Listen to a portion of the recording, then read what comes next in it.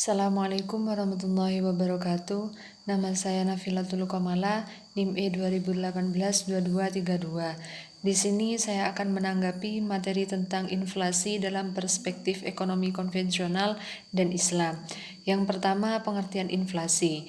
Inflasi adalah kecenderungan kenaikan harga pada suatu barang secara umum secara terus-menerus pada waktu dan tempat tertentu. Jadi maksud dari inflasi di sini adalah kecenderungan pada suatu negara terhadap barang-barang yang harganya naik secara umum.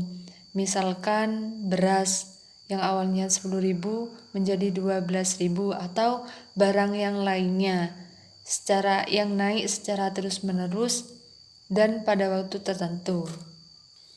Selanjutnya, macam-macam inflasi di sini dibagi menjadi 3. Yang pertama berdasarkan sifatnya atau laju inflasi. Yang kedua berdasarkan penyebab inflasi. Yang ketiga berdasarkan asal inflasi. Yang pertama itu berdasarkan sifatnya atau laju inflasi dibagi menjadi 3. Yang pertama itu tingkat inflasi rendah, menengah, dan tinggi.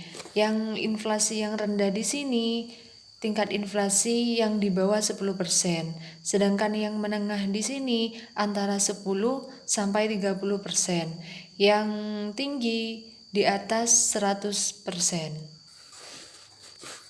Yang kedua berdasarkan penyebab inflasi dibagi menjadi 2, yaitu yang pertama inflasi permintaan, yang kedua inflasi penawaran. Yang pertama inflasi permintaan di sini maksudnya adalah permintaan konsumen itu lebih tinggi daripada persediaan barang. Jadi permintaan konsumen itu tinggi sedangkan persediaan barang itu sedikit, maka akan menjadi harga barang tersebut naik. Yang kedua, inflasi penawaran, di mana inflasi penawaran di sini terjadi akibat biaya produksi yang semakin tinggi atau penawaran agregat yang berkurang.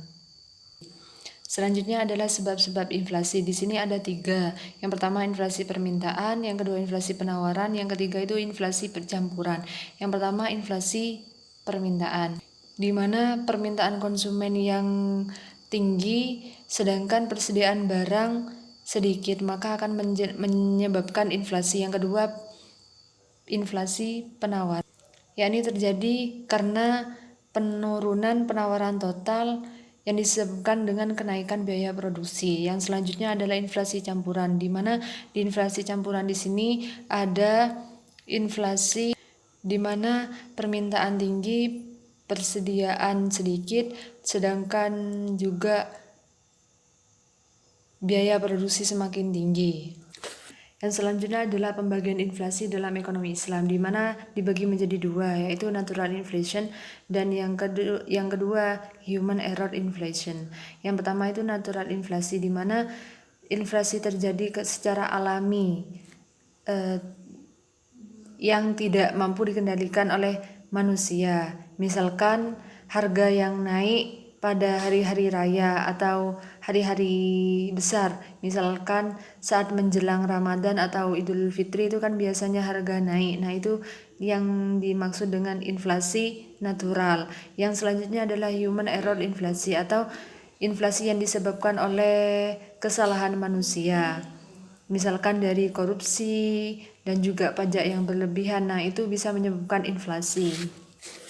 Nah, selanjutnya adalah dampak inflasi dalam perspektif ekonomi Islam.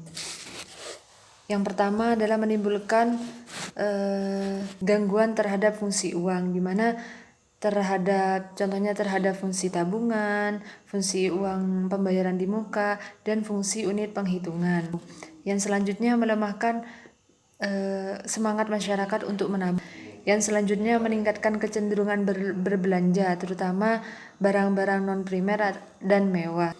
Yang terakhir mengarahkan investasi pada hal-hal yang tidak produktif, misalkan penumpukan harta kekayaan, tanah, bangunan, logam mulia, serta mengorbankan investasi yang produktif seperti pertanian, industri, perdagangan, dan transportasi. Yang terakhir adalah solusi inflasi dalam ekonomi Islam. Jadi ada dua, yang pertama kebijakan fiskal, yang kedua kebijakan moneter. Apa tujuan kedua kebijakan ini? Yang pertama, tujuan dari kebijakan fiskal adalah untuk menciptakan stabilitas ekonomi, tingkat pertumbuhan ekonomi yang tinggi, dan pemerataan pendapatan. Sedangkan tujuan dari kebijakan ekonomi moneter adalah untuk mendorong pertumbuhan dalam penawaran uang yang cukup untuk membiayai pertumbuhan potensial, baik itu output jangka menengah atau jangka panjang, demi mencapai tujuan yang ekonomi yang stabil dan tujuan sosioekonomi Islam. Sekian tanggapan dari saya, kurang lebihnya mohon maaf. Wassalamualaikum warahmatullahi wabarakatuh.